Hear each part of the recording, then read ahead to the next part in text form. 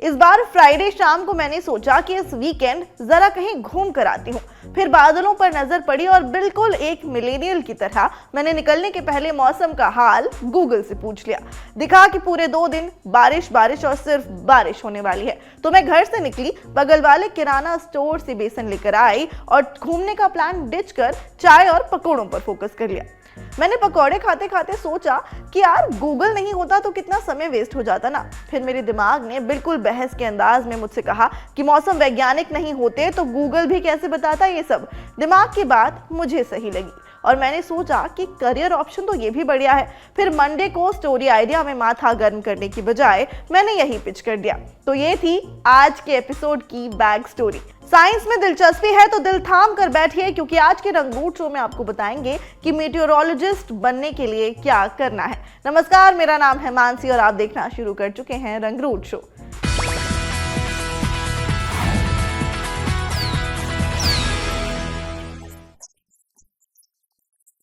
जब जॉब चाहिए सरकारी तो इंडिया करे अड्डा 24/7 पर तैयारी। अड्डा 24/7 India's number 1 government job preparation app. मौसम विज्ञान या फिर मीटियोरोलॉजी के फील्ड में करियर स्कोप, पढ़ाई और जॉब अपॉर्चुनिटीज को लेकर हमने इंडियन मीटियोरोलॉजिकल डिपार्टमेंट के पूर्व डायरेक्टर आनंद शर्मा से बात की। ये वही आनंद शर्मा हैं जिन्होंने केदारनाथ त्रासदी के 4 दिन पहले इसे लेकर चेतावनी दी थी। खैर, बीते हुए कल को बदल तो सकते नहीं है, तो अब आने वाले कल पर बात करते हैं। सबसे पहले बात इस कोर्स के लिए एलिजिबिलिटी पर। इस फील्ड में वैसे तो 10वीं के बाद diploma in meteorology course available है। आप इस फील्ड में डिप्लोमा से लेकर पीएचडी तक की पढ़ाई कर सकते हैं। ग्रेजुएशन कर मौसम वैज्ञानिक बनने के लिए आपके पास 12वीं में मैथ्स साइंस होना चाहिए। इसके बाद आपके लिए तमाम कोर्सेज के रास्ते खुल जाएंगे, जैसे कि BSc in meteorology, BTech in meteorology, BTech in atmospheric science, MSc in meteorology, MTech in meteorology और पीएचडी इन मीटियोरोलॉजी जैसे कोर्सेज।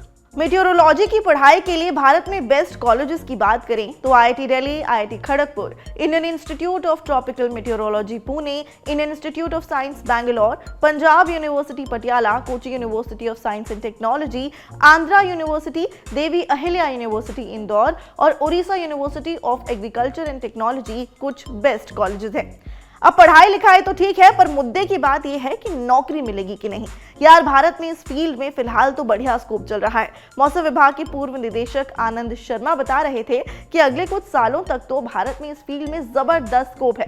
सरकार के साथ साथ प्राइवेट कंपनियां भी वेदर एक्सपर्ट की जरूरत महसूस कर रही हैं। मीटियोरोलॉजी की पढ़ाई कर आप रिसर्चर, प्रोफेसर, मौसम वैज्ञानिक, इंडस्ट्रियल मीटियोरोलॉजिस्ट बन सकते हैं। डेवलपमेंट सेक्टर से लेकर एनर्जी सेक्टर, नेवी, एयरफोर्स, सब जगह मीटियोरोलॉजिस्ट की जरूरत है। वहीं रेडियो और दूरदर्शन केंद्र, मौसम प्रसारण केंद्र, सैन्य विभाग, पर्यावरण से जुड़ी एजेंसियों में भी वेदर एक्सपर्ट्स की जरूरत है।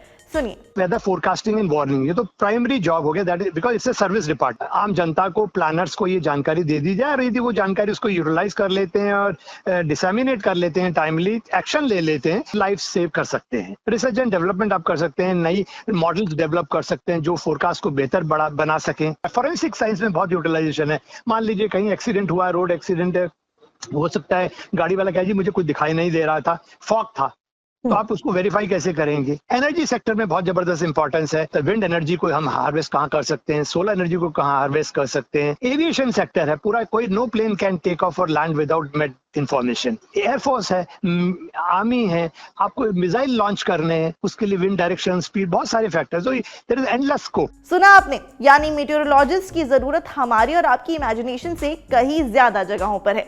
एक टर्म ब्रॉडकास्टिंग मीटियोरोलॉजिस्ट भी है जो विदेशों में काफी कॉमन है। ये क्या है, समझ लीजिए। ब्रॉडकास्ट मीटियोरोलॉजी है, यानी जो टेलीविजन पे आप देखते हैं, ट्रेन मीटियोरोलॉजिस्ट को लेते हैं। हालांकि यहाँ अभी ऐसा शुरू नहीं हुआ है।